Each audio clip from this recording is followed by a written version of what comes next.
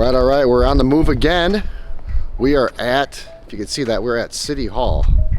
Obviously not in San Diego. We are in Portland, Maine. I just flew in from the jetport, and yes, it's a jetport, not an airport, which makes sense, right? We're staying right here. We're staying at the old Press Herald building. This building was built in 1923. It was decommissioned in 2010 because newspapers went the way of the dodo bird, right? The internet killed everything. But it's an autograph collection, and you guys know how cool autograph collection hotels are, and let me tell you, this hotel is the epitome of cool. It is so cool. It has remnants, and it pays homage, and it pays herald to the Press Herald. And the rooms are really, really cool. The hotel is laid out awesome. It's Christmas, it's snowing. Listen, when you move to California, you like the cold and you like the snow because it's a novelty and no longer live in it. It's in a perfect location right downtown, right across from City Hall. Here is Union right here. We're gonna have dinner or lunch here at some point. But let's go into the Press Hotel and let me show you how cool this place is. All right, let's do it. This is the Press Hotel, Portland, Maine. Let's do things a little backwards. Let's go check out the gym first, and then I'll show you the room. The rooms are so well done. Very memorable and very reminiscent of the nines in Portland, Oregon. Really, really weird. All right, so here is the fitness center. And I do remember this place now, and I'll tell you why. The old school Toledo. Look at this thing. This place is really cool. All right, I'm telling you. So we have a Peloton here. We have two Pelotons, so we have dual Pelotons. And really the most advanced ellipticals I've ever seen with the digital readout. That is really, really cool. Two treadmills. We have one bench. Look at this multifunctional. I've never seen this before. And here's one thing that's really, really cool about this hotel. It is just decorated perfectly. Just infused with the heritage and the personality of this press building. As you can see, the little cow and turtle, the English castle. Looks like there's some snacks and stuff in here.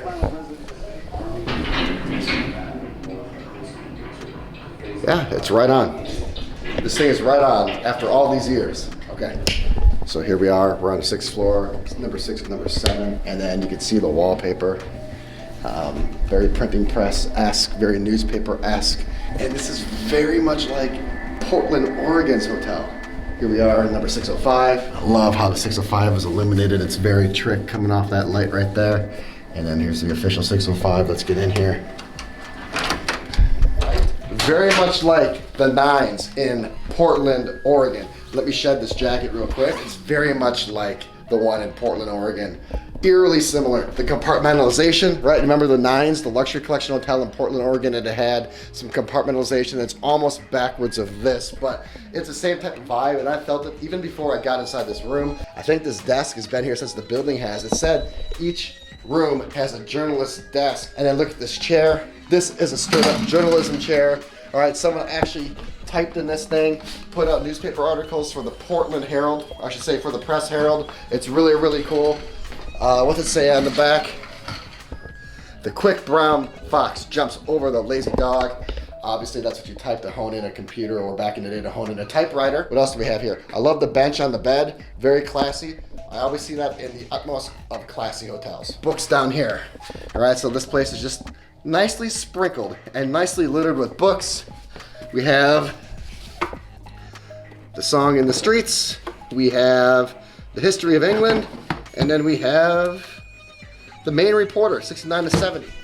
We'll go through this later. Here's kind of the stuff and the history about the hotel. I'll read through that later and report back. Let's go over to the other side. I did see some other cool books over here. Take a look at this in-room speaker.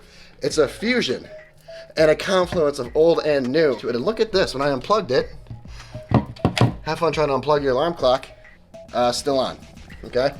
So I thought that was really interesting. It has some ports back there if you want to plug some stuff in as well. Here we have some Kipling. We have some United States Supreme Court reports. All right, that's probably a riveting thriller. And then The Thrills of Scranton Park. What else? Let's make this very, very quick, shall we? God, how cool is this chair? Someone actually typed this in this thing. Someone actually put out a report. I don't know.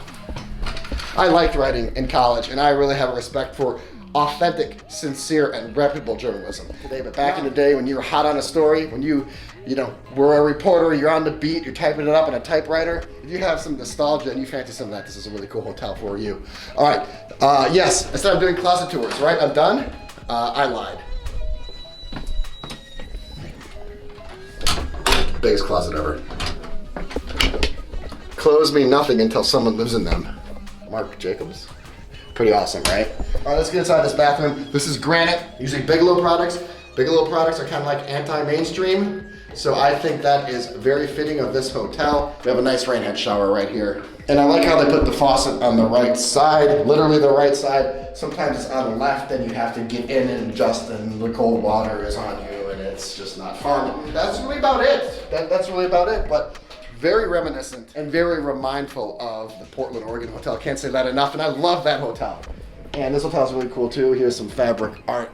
So, frankly, if there's a better hotel in Portland, I want to know about it. This place has location, this place has freshness, this place is cool, it's authentic, and it's luxurious. I mean, it's awesome. Oh, we almost forgot, because it's midnight and I've had a long, exhaustive day. Oh, you know what?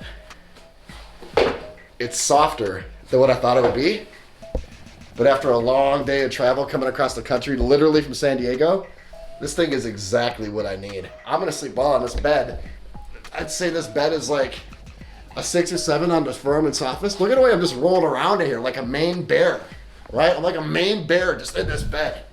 It's awesome, okay? So I can't say that enough. Really, really happy to be here. This made the long flight and the treacherous weather very much worth it.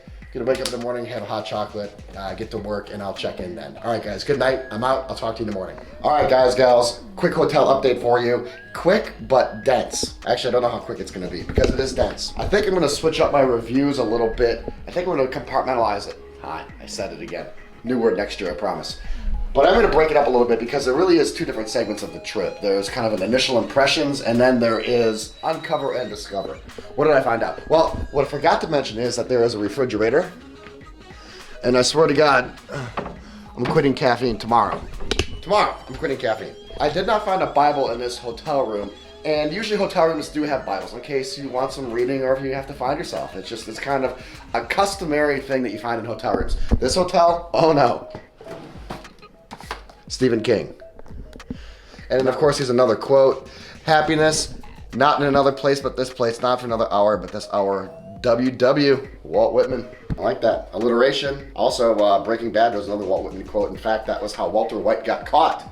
Sorry for those of you that have not seen Breaking Bad. Yeah, spoiler. Oh, there's an Aristotle card. I forget where that is. Here is another quote from Aristotle. Change in all things is sweet. In fact, I keep a running list of quotes in my phone, and this is what I'm going to put in there because change is very sweet, very necessary. So when you put this on your bed, they change the sheets completely, which I think is cool. And I like to get new sheets every couple days, every 2 or 3 days.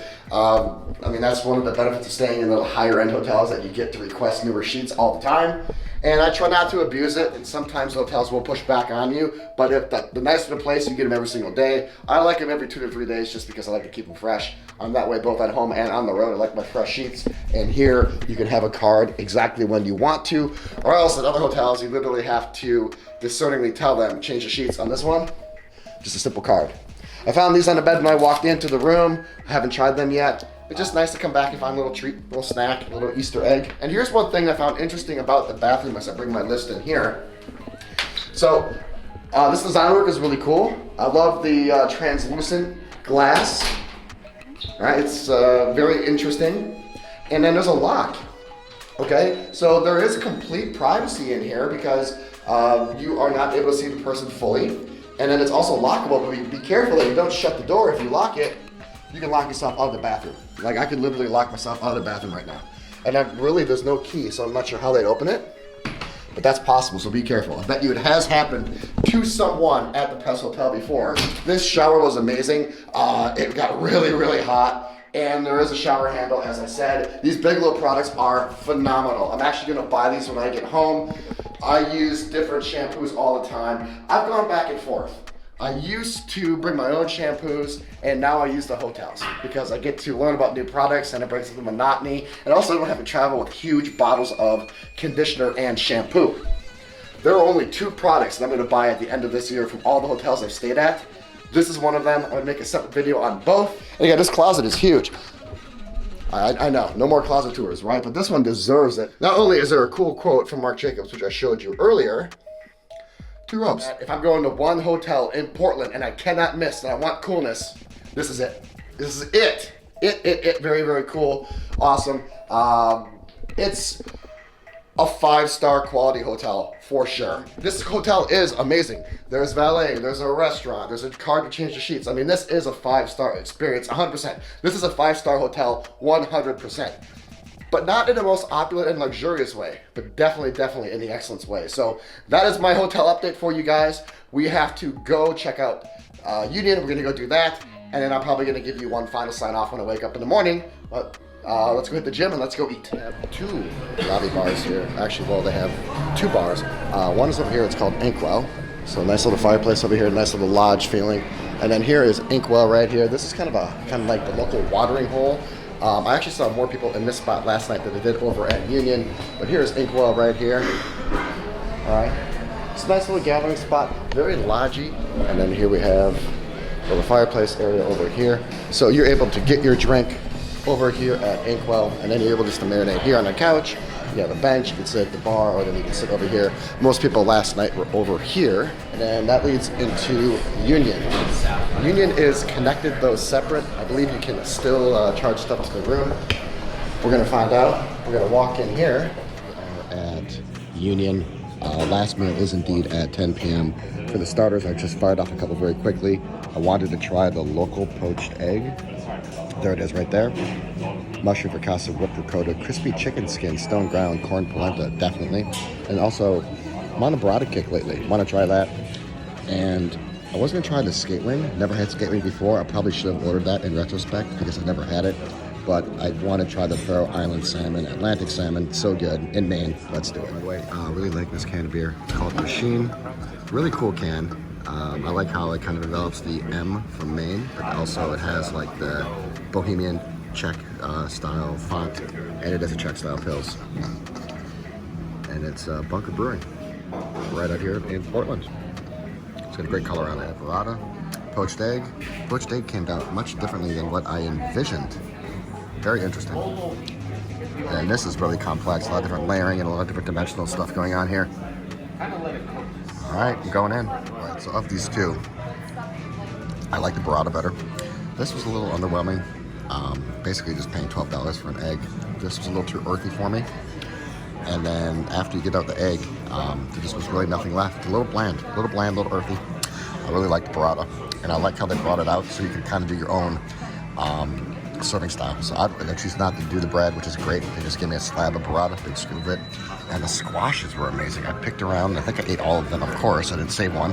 Here's a little mini one right here. But the squashes were amazing.